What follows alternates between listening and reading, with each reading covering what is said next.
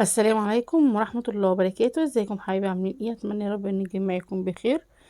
آم، النهارده معايا فيديو جديد، اتمنى ان هو يعجبكم.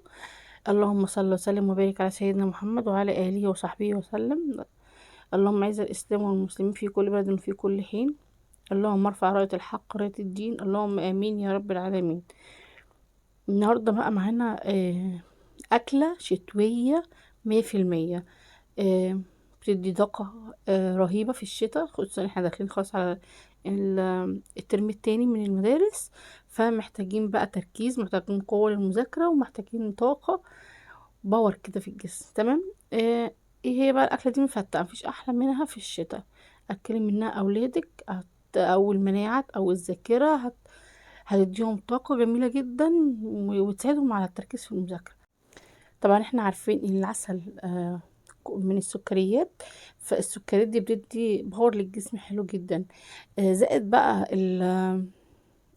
السمسم فيه كالسيوم عالي جدا، يعني السمسم مليان كالسيوم بيبقى عالي جدا. والسوداني برضو بيبقى فيه كده فيه فيتامينات وحاجات، وعلى العناصر بتاعته بيبقى مغذية للعقل وللجسم، فبتدي برضو باور حلو قوي للجسم. فأتمنى الأكلة دي تعملوها أكلة شتوية جدا لأولادكم، هتفيدهم جدا جدا جدا، وهي طعمها حلو قوي قوي قوي. آه، من الفتقة، من الحاجات بتاعة برضه انها بتطخن، يعني انت حابة تطخني ابنك او بنتك، او عندهم نقص في المناعة او في الانيميا، فالحلو قوي ليه. يلا مع بعض بقى ندخل على الفيديو. واهم عنصر في الاكلة دي كلها، اهم عنصر ان هي مفيهاش سكر. تمام. ان السكر بتاع العسل يعني طبيعي منه فيه، مش هنحتاجه كده السكر خالص، لان السكر طبعا احنا عارفين ان هو بقى بمبلغ وقدره، وساعات ما بنلاقوش كمان. فالحمد لله ان اكلتنا مش محتاجه سكر خالص.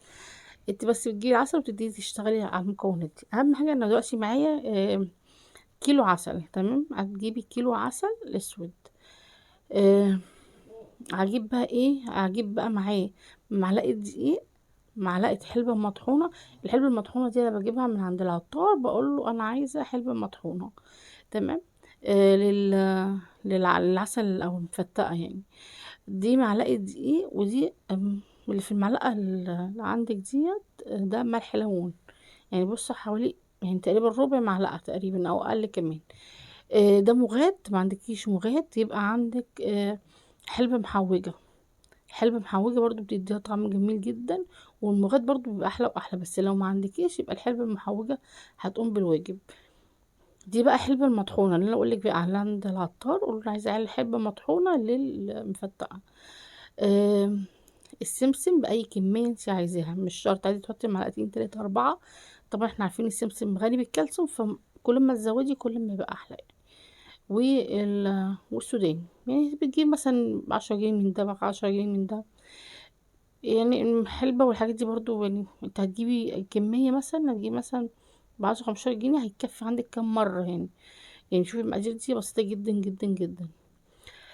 هندخل بقى نبتدي نسمي الله كده ونشوف هنعمل الطبقة بتاعتنا ازاي. اول حاجة هنجيب حلة. اهم حاجة تكون الحلة دي اكبر من الحجم الطبيعي اللي انت عايزة تعملي فيه. يعني انت لو تعملي، شايفة الحلة دي تاخد كيلو العسل، لا كبري في المقاس شوية، لان الحلبة بتفور. خلي بالك من الحتة دي كويس جدا، ممكن تبهدلك الدنيا حرفيا. فنصيحة مني ليكي، كبري الحلة بتاعتك، مش هتخسري حاجة يعني. كده كده عليكي حلة هتغسليها. تمام. هنجيب بقى حوالي يعني 5 6 معالق زيت، او مثلا ربع كوبايه زيت صغيره. تمام.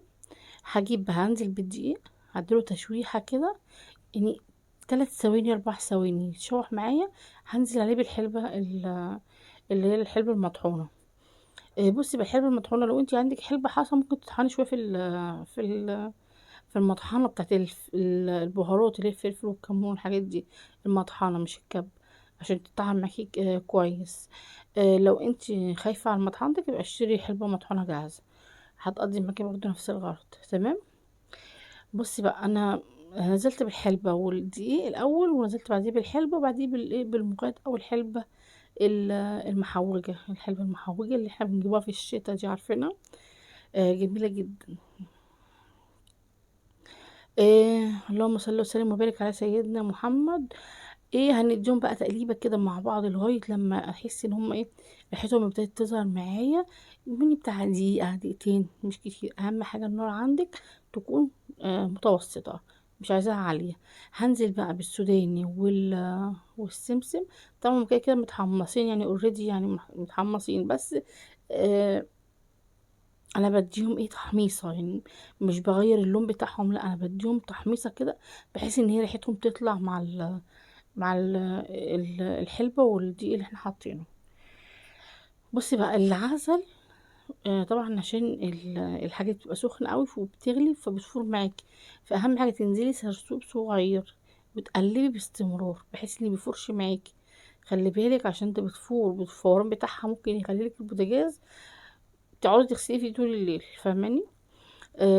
لو لا قدر الله لو فارت منك يبقى لازم تشيليها فورا، تمسحي بوتاجازك قبل ما تشتغلي عليه تاني، لان ده هيلزق وهيبقى صوته مش هيبقى حلو خالص يعني.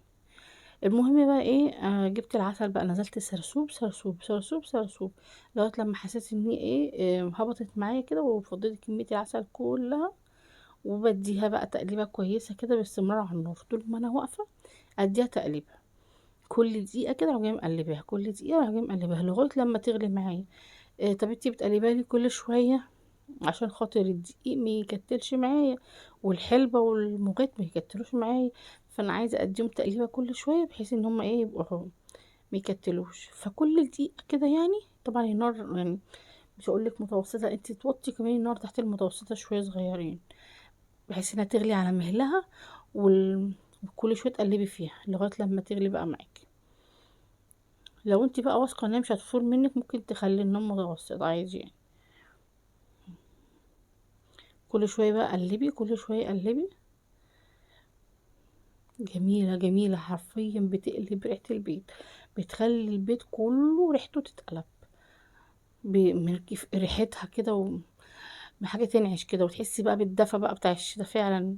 هي الحلبة المعقودة فعلا دفى الشتا. زي بقى المعجنات بقى أي حاجة بتتعمل على البوتاجاز وفي الفرن أيام الشتا دي بتخلي الشقة بتبقى دافية، تحسي بالدفى كده بتاع الشتا الأولاد، عكس الصيف تماما يعني. بصي بقى غلت اهي، بص غلت. تعد دقيقتين بالظبط من الغلوين، توطي النار خالص وتعد دقيقتين بالظبط وهي بتغلي كده مع التقليب المستمر دقيقتين كده على عداد الساعة. دقيقتين تغلي غلوين بتم كده، لو اهو على عداد الساعة، وتحطي معاها ملح الليمون. آه اول ما تحطي بقى ملح الليمون ده، الملح الليمون اللي حاطاه ليه عشان مادة حافظة ليه يعني. تمام، اخليها تغلي دقيقتين زي ما قلت لك، بعد كده اطفي عليها النار واسيبها تهدى على النار، بس برضو وهي مطفيه عليها مطفيه عليها النار بفضل اقلب فيها برضو كل وانا رايحه وانا جايه كده لغايه لما تهدى خالص، احس انها هديت. بصي بقى انا عبيتها بقى في برطمان، عقمته ازاز عقمته وعبيتها في البرطمان ده. بصي شكلها بقى وقوامها تحفه، دي بعد ما بردت تماما يعني، تقريبا كان تاني يوم. بصي بعد ما بردت تماما خدت قوام وخدت ريحه وطعمها حكاية. اتمنى ان انتوا تعملوها لاولادكم، حاجه سريعه وسهله وتدفي في ليالي الشتاء. الايام دي ايام ساقعه كتير جدا، و... وابتدت بقى الدروس ابتدت والترم التاني ابتدى معانا، فان شاء الله نعملها لاولادنا انها تديهم طاقه وباور حلو قوي. اتمنى ان الفيديو يكون عجبكم. دمتم في رعايه الله وحفظه، والسلام عليكم ورحمه الله وبركاته.